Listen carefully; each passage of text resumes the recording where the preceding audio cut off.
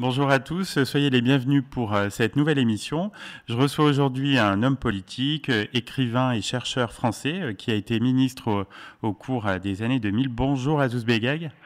Bonsoir, Stéphane. Donc au tout début de votre parcours, il y a une enfance dans des conditions assez précaires, je crois, à Villeurbanne. Quel souvenir vous gardez de cette période? Bon, c'est une période où déjà il n'y avait pas de télévision ni de téléphone portable. Oui, déjà, C'était oui. dans les années 60. Donc c'était une période très favorable pour le développement culturel d'un enfant pauvre comme moi, à travers les livres. Puisqu'il n'y avait rien d'autre, c'était une véritable chance de pouvoir commencer sa vie avec des bouquins autour de soi et donc beaucoup d'imagination qui pouvait naître de mes diverses lectures. Je dois dire aussi que j'étais un enfant de parents analphabètes et qui ne parlaient pas français. Et oui, oui, c'est pas Donc, évident. si vous Ouais. voulez, je suis sorti du ventre de ma mère et je regardais autour de moi. Eh bien, ce monde n'était pas fait pour les gens comme moi. Et j'ai décidé de retrousser mes manches et de serrer les dents parce que je ne voulais pas vivre la vie que mes parents avaient vécue. Ah non, c'est sûr, beau parcours et vous allez faire de bonnes études supérieures qui vont vous aider par la suite. Ouais, j'ai fait des études d'économie, de sociologie. J'aurais pu être chirurgien, j'aurais pu être paléontologue, j'aurais pu être n'importe quoi. J'étais assoiffé de savoir et de connaissances quand j'étais petit. Je le suis toujours aujourd'hui. Et donc vous allez devenir chercheur au CNRS. Beaucoup de vos travaux vont porter sur la mobilité des populations immigrées dans l'espace urbain, c'est ça? La mobilité ou l'immobilisation, Oui, oui. ou l'immobilité, c'est-à-dire, voilà, le gros problème qu'on vit dans les banlieues aujourd'hui et depuis une vingtaine d'années, c'est l'immobilisation spatiale Ouais, c'est qui ça. Ouais. conduit à une immobilisation sociale. Hmm. Vivre dans le même lieu, dans le même milieu, eh bien, c'est les deux ingrédients pour ne pas réussir sa vie. Parce que pour moi, une vie réussie et pleine, c'est une vie où l'on transgresse les frontières, où l'on va à la rencontre des langues étrangères, des différences Hmm. culturelles. On va de l'autre côté du pont, de l'autre côté du périph'.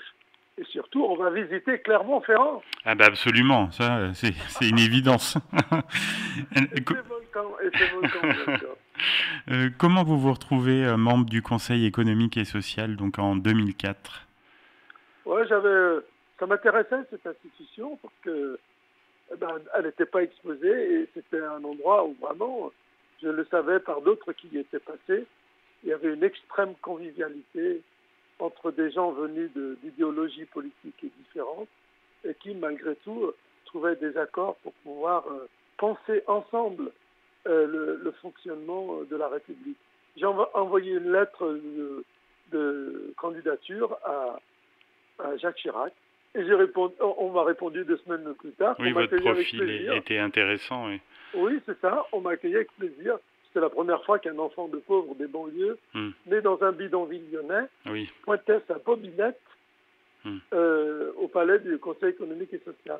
Et donc vous n'allez pas vous arrêter là, puisqu'après il va y avoir le gouvernement. Donc en 2005, vous êtes appelé aux côtés de Dominique de Villepin comme ministre délégué chargé de la promotion de l'égalité des chances. Ça a été, on imagine, une fierté pour vous par rapport à ce parcours. Oh, pas Hmm. seulement personnelle, c'était une fierté collective. Hmm. Fierté de mon papa et ma maman. Mon papa était déjà mort, donc il a dû voir ça du paradis où il s'est installé. Mais tous les membres de ma famille et tous les enfants des banlieues, tous les pauvres, tous les gens Hmm. qui se disaient qu'ils n'avaient aucune chance de pouvoir faire un pas de cette envergure et de devenir un jour ministre du gouvernement français, c'est-à-dire en charge des préoccupations quotidiennes de la République française, eh bien, il y a beaucoup de gens qui ont trouvé matière à exaltation. Avec le recul, comment vous analysez votre participation à ce gouvernement? De quoi vous êtes peut-être le plus fier dans vos réalisations? Aujourd'hui, 12 ans après, 13 ans après, il y a Elisabeth Moreno qui est ministre de Hmm. l'égalité des chances. Ça veut dire que ce que j'ai inauguré en tant que pionnier, Oui. il y a 13 ans, perdure encore aujourd'hui. J'ai ouvert la porte en 2005 Et cette porte ne s'est jamais refermée, puisque systématiquement, dans toutes les formations de nouveaux gouvernements, cette France métissée était représentée. Alors, ce qui a marqué les esprits, c'est votre conflit ouvert avec Nicolas Sarkozy. Il y avait deux visions très différentes, en fait, au sein d'un même gouvernement, non? Oui, bien sûr. Et 13 ans plus tard, Azouz Begag est en direct avec vous à la radio, et Nicolas Sarkozy, ancien président français, est mis en examen par la République française pour association de malfaiteurs. Ce type-là était très à l'aise pour narguer et insulter les jeunes de banlieue de racaille. Et en fait, la vraie racaille, c'était lui. La vraie racaille, c'était Claude Guéant. Les vrais racailles, c'était Brice Hortefeux, qui tous, aujourd'hui, sont accusés par la justice française de malversation, de corruption et d'association de malfaiteurs. Quelle ironie de l'histoire.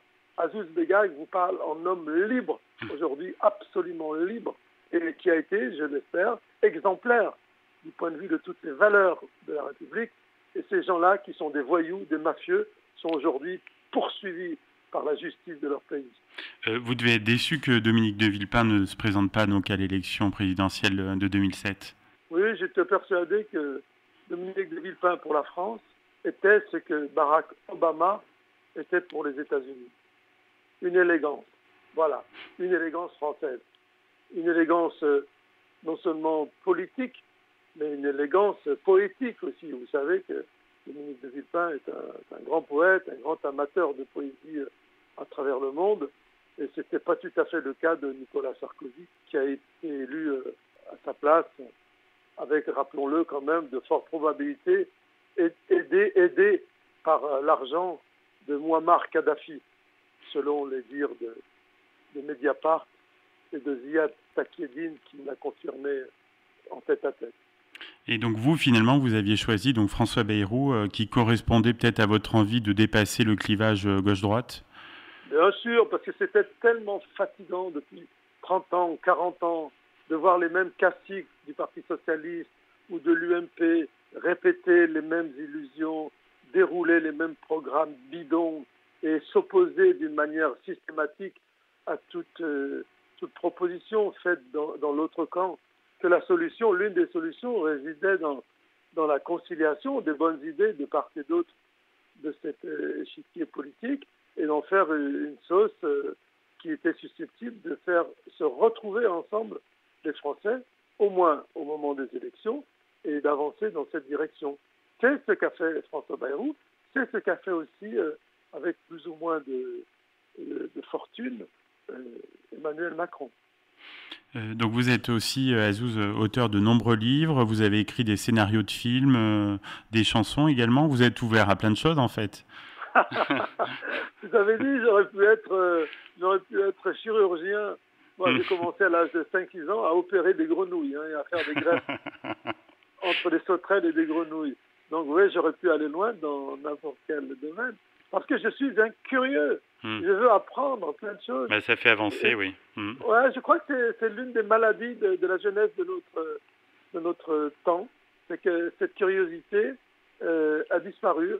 Cette envie de fouiner un peu partout, d'apprendre coûte que coûte comment fonctionnent les choses, les idées, les théories, les progrès des sciences, a un peu marqué le pas devant la progression de l'ennui. Voilà. Beaucoup de jeunes s'ennuient, pour dire en français, ils s'emmerdent. Oui. Je trouve que quand on a 20 ans, c'est une belle douleur de déjà s'ennuyer. Et alors, quelle est votre vie aujourd'hui, Azouz Begag? Quel nouveau domaine vous explorez? Je suis revenu au domaine de la littérature. Oui. J'écris des romans et des petits essais. Et je voyage beaucoup aussi. Je réponds à des invitations, souvent aux États-Unis, en Angleterre aussi, pour aller parler de mon travail d'écrivain.